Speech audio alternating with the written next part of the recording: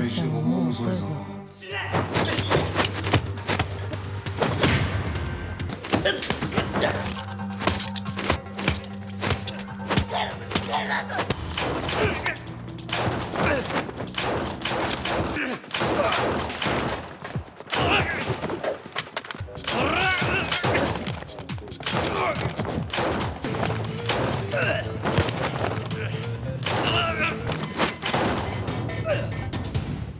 Isang simpleng trabaho lang sana ang hinahanap ng dalagang ito, hindi niya akalaing lalagyan ng pampatulog ng bartender ang kanyang inumin ayon sa utos ng dalawang kahina-hinalang recruiter.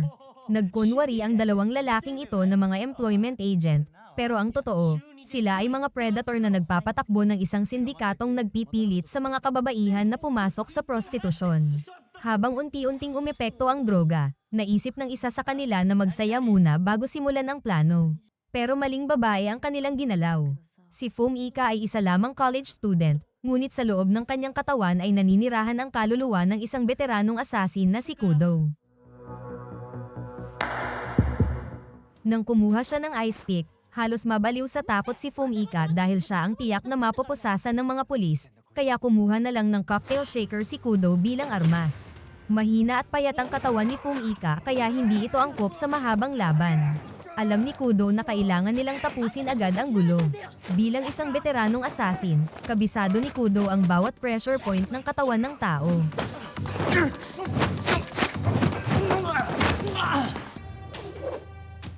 Plano sana niyang tapusin ang laban gamit ang isang brutal na chokehold, pero mariing tumutol si Fumika. Natapos nga ang away, pero nagsimula naman ang mas malaking problema. Iminungkahi ni Kudo na tawagin ng isang cleaner mula sa dati niyang assassin organization para linisin ang gulo. May kapalit nga lang, kapag ginawa nila iyon, tuluyan ng mahihila si Fumika sa madilim na mundo ng mga assassin. Nag-atubili siya, pero dahil wala na siyang ibang choice, ginawa niya ang tawag. Laking gulat niya nang dumating ang tinatawag na cleaner, at sa halip na tumulong ay agad siyang sinubukang patayin. Kaya muling sumapi si Kudo sa katawan ni Fumika. 相変わらず俺には勝てないな、影原。 Ang cleaner na si Toshihisa ay hindi kailanman naniwala sa mga multo. Pero nang marinig niya ang linyang iyon mula kay Fumika, nawala ang pagdududa niya. Hindi basta multo si Kudo, siya ang dati niyang matalik na kaibigan at ang mentor na nagturo sa kanya ng lahat. Ilang araw pa lang ang nakalipas, si Kudo ang pinakamahusay na hitman sa buong organisasyon. Matapos niyang matagumpay na tapusin ang isang misyon, naging kampante siya. Hindi niya alam na balak siyang traidorin ng sarili niyang kasamahan.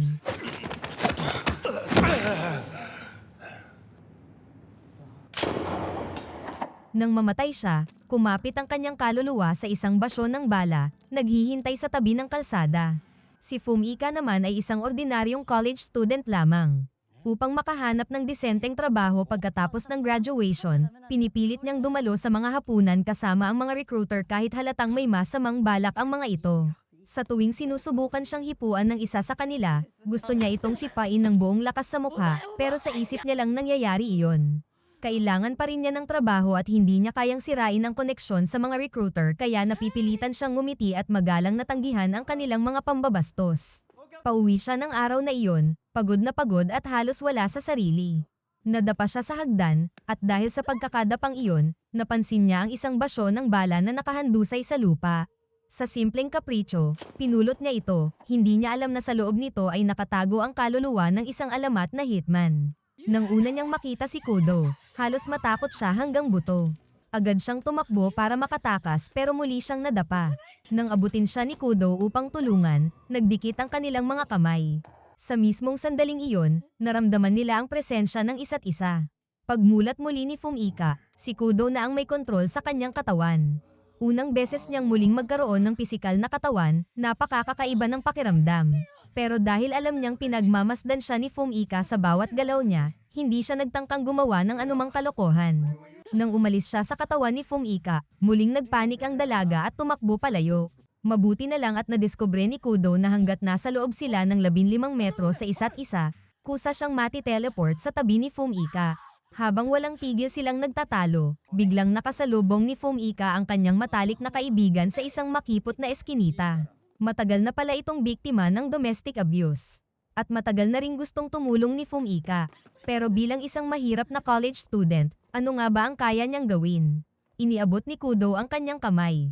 Kung kailangan ni Fumika ng lakas, handa niya itong ipahiram. Nang makita niyang muli na namang nanginginig sa takot ang kanyang kaibigan, nagliyab ang damdamin ni Fumika. Lumingon ang lalaki, nagtataka kung sino ang dumating. Pagkakita niyang si Fumika lang iyon, ngumisi pa siya, wala siyang ideya na si Kudo na pala ang may kontrol sa katawan nito. Hindi niya akalaing sa tulong ni Kudo ay makakagawa siya ng ganoon kalakas na sipa.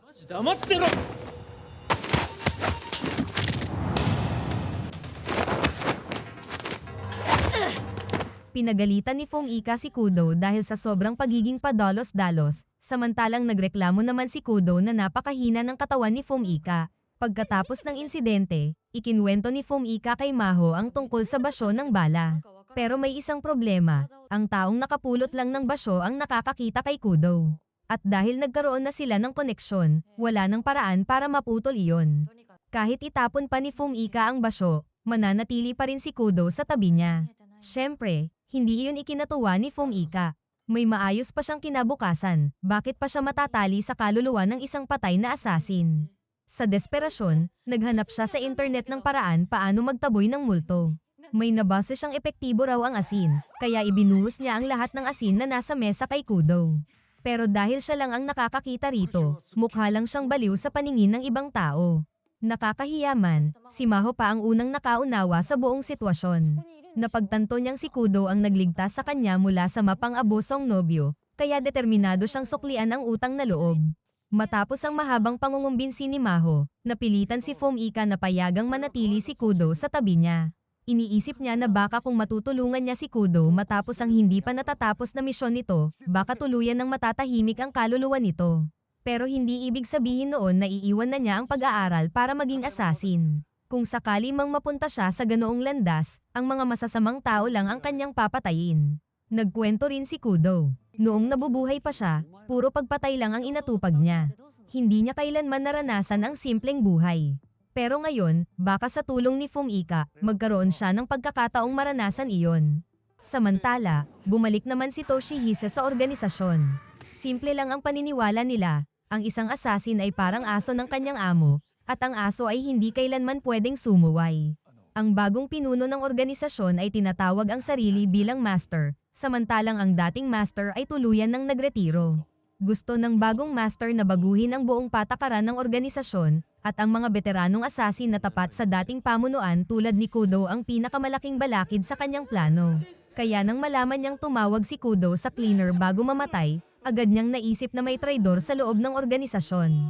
At iyon ang eksaktong dahilan na kailangan niya, nagkaroon siya ng pagkakataong alisin ang lahat ng natitirang tauhan ng dating master. Nang pumasok ang isa sa mga mataas na opisyal upang kumprontahin siya, agad siyang nagpanggap na mahina at natatakot. Hinayaan niyang bumaba ang depensa ng kalaban, ngunit pagkatapos ay tahimik siyang nagbigay ng senyales sa kanyang kanang kamay na si Ryusuke. Sa loob lang ng ilang segundo, pinatay ng kanyang kanang kamay ang lahat ng matatandang assassin. Ang sunod na target ay si Kudo. Buhay man siya o patay, gusto ng bagong master na tuluyan ng mabura ang pangalan niya. Nang makita niyang nag-aatubili si Toshihisa, halos matawa siya. Hindi ba nito susundin ang direktang utos ng master? Isang malamig na tingin lang ang ibinigay niya, sapat na iyon para maintindihan ni Toshihisa ang kahihinatnan kapag tumanggi siya. Wala siyang nagawa kundi sumunod. Maya-maya, 5 assassin na ang naghihintay sa labas ng apartment ni Fumika. Pero simula nang maging multo si Kudo, mas naging matalas ang kanyang pandinig. Narinig niya ang mga yabag bago pa man makarating ang mga ito sa pinto, kaya agad niyang ginising si Fumika. Ilang sandali lang, humalingaw-ngaw ang putukan sa loob ng apartment.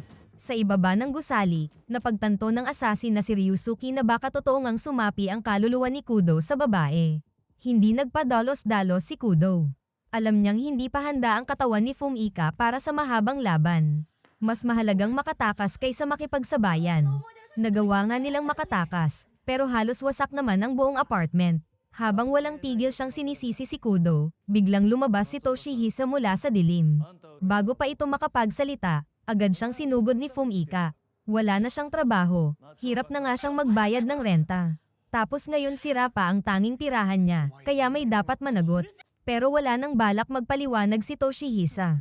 Tutal, kung pagtataksilan lang din niya ang organisasyon, lubusan na niyang gagawin. Si Kudo mismo ang nagturo sa kanya noon, at ngayon maghaharap na ang guro at ang kanyang estudyante. Buong buhay ni Toshihisa, palagi siyang nasa anino ni Kudo. At kahit isa na lamang itong multo, hindi pa rin niya malampasan ang husay nito. Habang inaabot niya ang baril, biglang may naalala si Kudo, na bunyag na ang taong bumaril sa kanya noon ay si Toshihisa rin mismo. Bago matapos ang lahat, may isa lang gustong malaman si Kudo, bakit siya ipinagkanulo ni Toshihisa. Direkta ang sagot ni Toshihisa. Nang maupo ang bagong master, pinapili ang lahat kung kanino sila papanig. Pero tumanggi si Kudo. Hindi rin niya tinanggap ang mga bagong misyon. Para sa organisasyon, malinaw ang ibig sabihin nito, gusto na niyang umalis. At hindi iyon pinapayagan. Kapag naging assassin ka, mananatili kang assassin hanggang kamatayan. Kaya binigyan si Toshihisa ng isang utos. Patayin si Kudo. Mabigat kay Toshihisa na gawin ito sa sarili niyang mentor, ngunit kapag nabigo naman siya, siya naman ang papatayin. May pagkakataon sanang tumakas si Kudo noon, pero hindi niya ginawa. Marahil, mas pinili niyang akuin ang lahat para maprotektahan ang kanyang estudyante. Dahan-dahang binitiwan ni Kudo ang kontrol sa katawan ni Fumika. Napansin niyang simula nang maging multo siya, mas naging malambot ang kanyang puso. Sa wakas, nagsimulang maghilom ang matagal ng hidwaan ng guro at estudyante. Pagkatapos noon, gumawa si Fumika ng isang matinding desisyon. Sa halip na magtago habang buhay, sila na mismo ang wawasak sa organisasyon. Kapag naalis ang ugat ng problema, makakapaghanap na siya ng trabaho nang hindi na kailangang mabuhay sa takot. At ngayong kakampi na nila si Toshihisa, may malinaw na silang plano, patayin muna ang bagong master. Kapag nawala ang pinuno, kusang babagsak ang buong organisasyon. Bago sila kumilos, may ipinangako muna si Kudo kay Fumika. Hindi niya hahayaang mamatay ang katawan nito. Dahil isa lamang siyang multo, madali silang nakapasok sa lihim na himpilan ng mga assassin. Dumaan muna sila sa armory at maingat na pumili ng mga armas na magagamit nila sa laban. Simple lang ang plano. Hindi nila kayang harapin ng sabay-sabay ang buong organisasyon, kaya isa-isahin nila ang mga ito.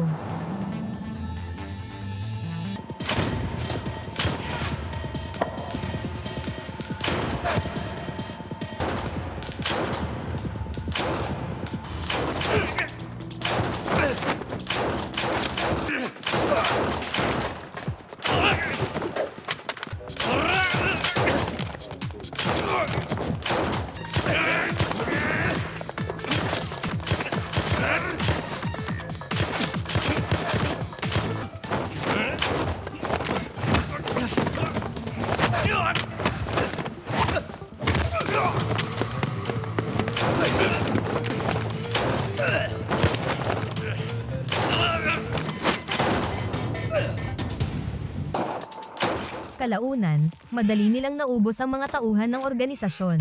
Sa huli, nagharap sina Ryusuke at Kudo. Habang matindi ang kanilang sagupaan, napilitan si Kudo na maging maingat. Hindi lang niya iniisip ang laban, iniisip din niya ang pangakong binitiwan kay Fumika. Hindi niya maaaring hayaang mapinsala ng husto ang katawan nito. Pagkatapos ng maikling pagsubok, nagsimula muli ang laban. Doon lumabas ang pinakamalaking kahinaan ni Kudo. Kung sarili niyang katawan ang gamit niya, kaya niyang isugal ang sarili niyang sugat kapalit ng mabilis na pagpatay sa kalaban. Pero hindi niya iyon pwedeng gawin ngayon. Napakahina ng katawan ni Fumika, kaya hindi niya mailabas ang buong lakas na dati niyang taglay. Bilang isang bihasang assassin, paulit-ulit na tinatamaan ni Ryusuke ang sugatang bahagi ng katawan ni Kudo. Isa itong laban hanggang kamatayan, walang tuntunin, walang awa. Nang makakita ng pagkakataon si Ryusuke, mahigpit niyang niyakap si Kudo gamit ang buong lakas ng kanyang mga braso. Pilit mang kumawala si Kudo, unti-unti nang nawawala ang kanyang lakas. Dahil sa walang tigil na pag-atake, tuluyan nang naubos ang lakas at stamina ni Kudo. Sa puntong iyon, halos wala na siyang pag-asang manalo. Habang unti-unti siyang bumibigay, bumalik ang kontrol ng katawan kay Fumika. Buong lakas niyang tinawag ang pangalan ni Kudo, pero kahit ilang beses pa siyang sumigaw, walang nangyari. Sa gitna ng matinding panganib, may biglang naalala si Fumika, ang self-defense technique na itinuro sa kanya ni Kudo. Agad niya itong isinagawa. Sa isang tama lang, nahilo si Ryusuke at napaatras. Sinamantala agad ni Fumika ang pagkakataon. Tumakbo siya papunta kay Kudo at muling hinayaan itong sumanib sa kanyang katawan. Sa sumunod na sandali, dumating ang bagong master at siya mismo ang tumapos kay Ryusuke. Habang nagsasalita ang master, mabilis na pinulot ni Fumika ang baril na nakahandusay sa sahig. Kasabay nito ay dumating si Toshihisa. Binigyan niya ang master ng huling pagkakataong mamatay ng may dignidad. Habang buhay silang itinuring na mga asong sunod-sunuran. Ngunit sa wakas, malaya na sila. Sa pagkamatay ng bagong master, tuluyan nang nagwakas ang organisasyon ng mga asasin. Pagkatapos ng lahat ng iyon, sakalang naramdaman ni Fumika ang matinding sakit sa buong katawan. Napangiti siya at nagbiro kay Kudo, mukhang isang araw at isang gabi siyang matutulog para makabawi. Pero walang sumagot, tahimik na ang lahat. Patay na ang taong pumatay kay Kudo, natupad na rin ang huling hangarin niyang maipaghiganti ang sarili, at wala na siyang dahilan para manatili pa sa mundong ito. Ilang araw ang lumipas, unti-unting bumalik sa normal ang buhay ni Fumika. Maikli man ang panahong nakasama niya si Kudo, marami siyang natutunan mula rito. At isang bagay ang sigurado, anuman ang harapin niya sa hinaharap, hindi na siya muling uurong dahil sa takot.